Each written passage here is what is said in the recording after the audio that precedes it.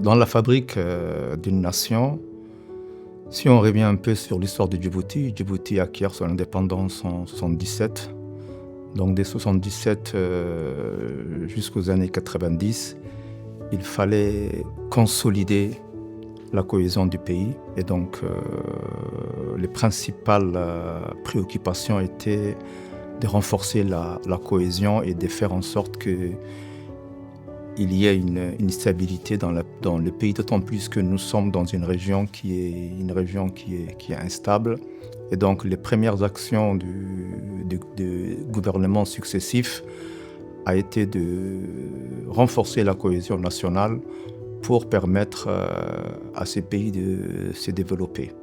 Avant 1999, il y a eu un conflit armé qui a été déclenché au nord du pays en novembre 1991. Donc on a eu un déficit budgétaire chronique qui a largement affecté le pays, un déficit sans précédent. Et ces difficultés économiques ont entraîné donc l'accumulation des arriérés. Donc l'État a accumulé 7 mois d'arriérés de salaires non payés, également le non-paiement de cotisations sociales et également le non-paiement de fournisseurs privés. Donc en gros, l'État a accumulé près de 29 milliards d'arriérés auprès de la population djiboutienne, des fournisseurs et des caisses sociaux. Djibouti est un pays ouvert sur le reste du monde, un pays qui n'a pas de production pétrolière, donc un pays qui importe tout ce qu'il consomme, aussi bien les biens d'équipement et les biens de consommation. Et donc, lors de cette crise, également, la balance extérieure s'est fortement dégradée. Le déficit a avoisiné plus de 25% du PIB du pays. Et la croissance également est rentrée dans une récession et le pays a connu donc une croissance négative de moins 7% du PIB,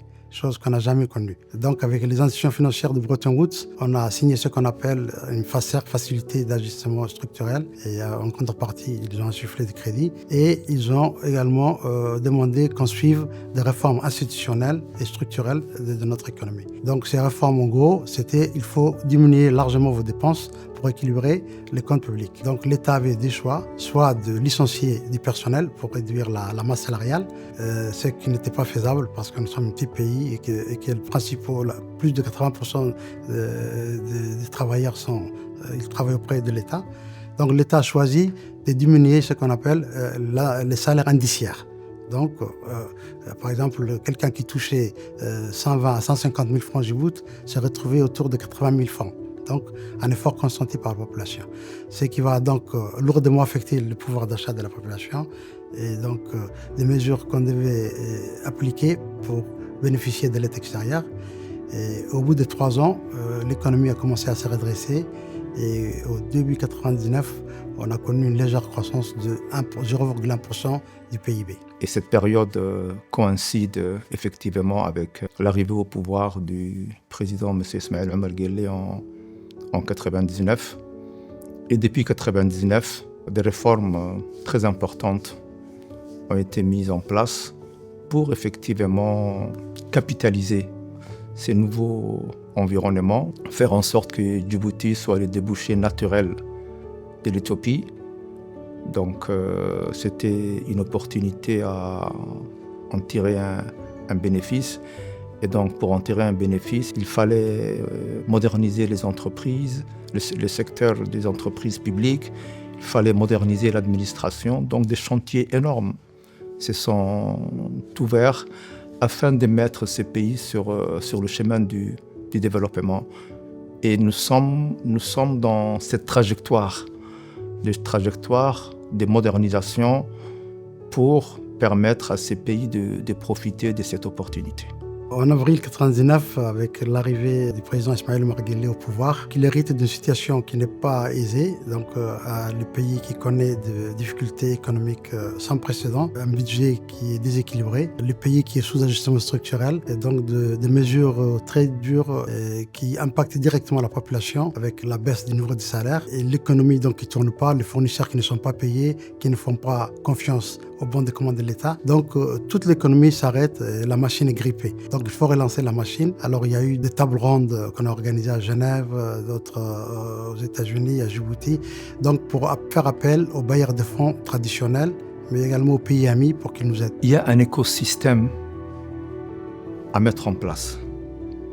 Et cet écosystème, comme je l'ai dit, donc c'est à travers la réforme de l'éducation, la réforme de la santé, la réforme des entreprises publiques, pour permettre à ce que cet écosystème puisse effectivement prendre en charge cette impulsion économique. Les établissements publics ont un impact sur l'activité économique à travers le coût des facteurs de production. Et donc il fallait réformer ces entreprises pour qu'elles soient à la hauteur des défis économiques. Parce que le développement économique implique à ce que les finances publiques soient maîtrisées. Et la maîtrise des finances publiques passe effectivement par la maîtrise du budget de l'État. Et donc permettre à ce que les budgets de l'État soient en phase avec le développement en ne permettant pas à ce que l'endettement soit excessif est effectivement l'une des principales réformes que Djibouti a engagées.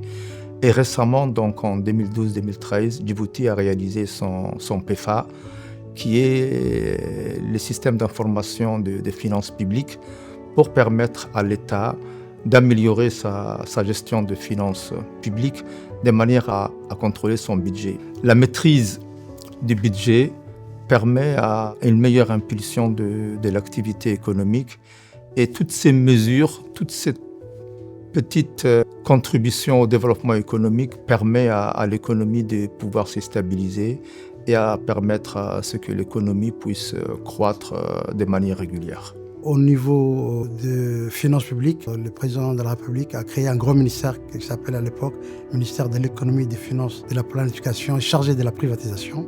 Donc c'est un gros ministère qui doit mener les réformes. Et ces ministères étaient amenés à suivre les performances des établissements publics et également auprès des bailleurs de fonds à collecter tout ce qui est crédit d'aide publique. Donc l'aide publique au développement a largement augmenté. On a eu des projets d'infrastructures dans les régions, que ce soit de construction de puits, que ce soit les hôpitaux, que ce soit la construction de nouvelles écoles. Donc beaucoup d'actions sociales ont été entreprises à cette époque. Toutes ces réformes donc, ont permis de redresser la machine. Alors l'État s'est désengagé progressivement du secteur qu'il occupait. Donc il a commencé à privatiser pour réduire ses dépenses des établissements qui étaient sous sa tutelle. Et en privatisant, en laissant le secteur privé. Donc l'État y a un souffle. Également, on a restructuré les établissements publics de l'État avec donc une diminution de leur niveau les trains de vie de ces entreprises. Et petit à petit, on a commencé à payer les arriérés des salaires, et également à payer les fournisseurs et à rétablir légèrement l'économie, parallèlement aux réformes économiques. L'économie de Djibouti a une particularité. On utilise ce qu'on appelle un système monétaire de caisse d'émission. On a une monnaie fixe par rapport au dollar et ces taux d'échange ne bougent pas.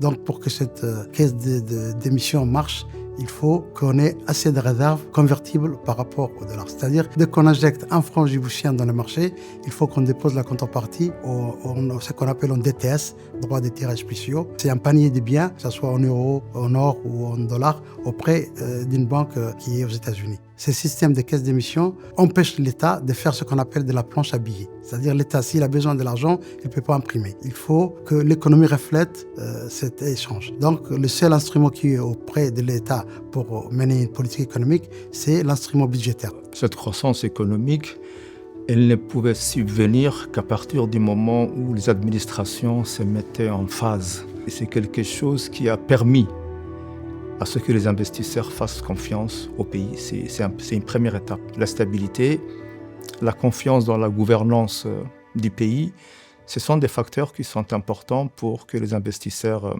arrivent. Et on voit effectivement que les administrations se sont mises en phase avec ces développements parce que depuis 2019, nous avons un document stratégique de développement la vision Djibouti 2035, qui est un document national que toutes les administrations partagent et que chaque administration a sa stratégie. Et donc, la combinaison de ces différentes stratégies de chaque secteur permet au pays de pouvoir amorcer un développement. Et donc, sans cette participation collective des différents secteurs départementaux, donc c'est cette contribution de chaque secteur ou chaque département ministériel qui a permis ce développement. Il y a un leadership du président de la République, un leadership au niveau local, mais national, mais il y a également un leadership au niveau de la région et au niveau du continent africain. Et donc le leadership est non seulement important dans la stabilité d'un pays, dans le développement d'un pays, son ancrage dans la région, mais également sa participation aux affaires du monde.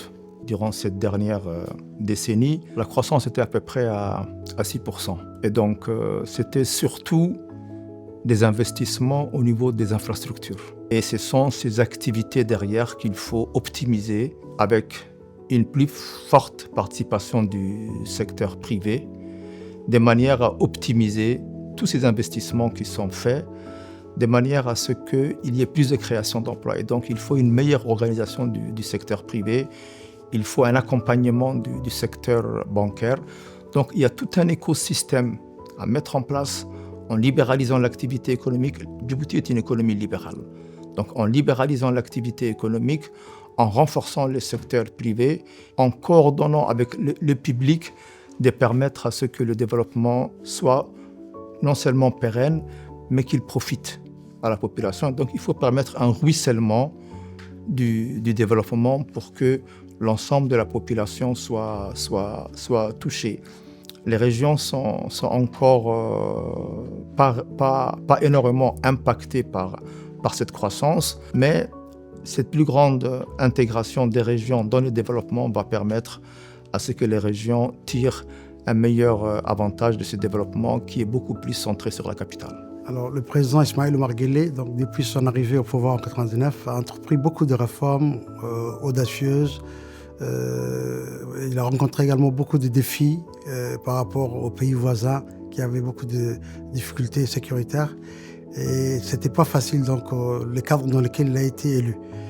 Alors, le président Ismaël Omar Guelleh a pris tous ces défis et a conduit des réformes courageuses, a redressé l'économie du pays et à stabiliser la paix intérieure avec la signature des accords de paix avec les partis qui étaient en conflit à l'époque.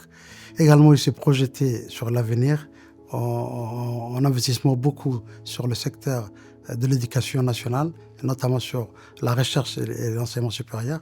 Mais également, il a tissé des liens très forts avec les pays voisins, parce que Djibouti fait partie de ce qu'on appelle une organisation régionale qui s'appelle l'IGAD, qui est donc une autorité intergouvernementale qui regroupe 7 pays de la région. Et aujourd'hui, Djibouti occupe donc la présidence de cette autorité de l'IGAD. Le président Ismaël Omar Guelleh est actuellement le président de l'IGAD. Et à ce titre, il est très sollicité, il participe aux réunions internationales pour donner donc l'avis de la Corne de l'Afrique. Donc il est en quelque sorte l'ambassadeur de cette région. Et à ce niveau, il est très respecté et très sollicité par les puissances étrangères pour la gestion des crises qui concernent pas seulement la Corne de l'Afrique, mais également toute la région, tous les continents africains. Et donc, si je peux résumer, un président visionnaire, un président également qui s'adapte au changement et qui est à l'écoute de sa population, un président qui accepte les critiques, qui fait avancer les choses, et surtout un président très croyant, qui reste fortement donc attaché à la religion. Et si je peux qualifier le président, un président donc très croyant, qui croit à ce pays, qui croit à sa population, surtout qui fait confiance. Donc c'est un président qui parie sur l'avenir, qui est très ambitieux et surtout qui est très attaché au développement de ces pays. Djibouti ambitionne de renforcer son positionnement d'industrie de transformation. Djibouti de demain est un Djibouti où la croissance est présente, et que cette croissance profite énormément à la population en termes d'emploi, en termes d'éducation, en termes de santé, de bien-être. C'est tous ces éléments qui permettent la fabrique d'une nation.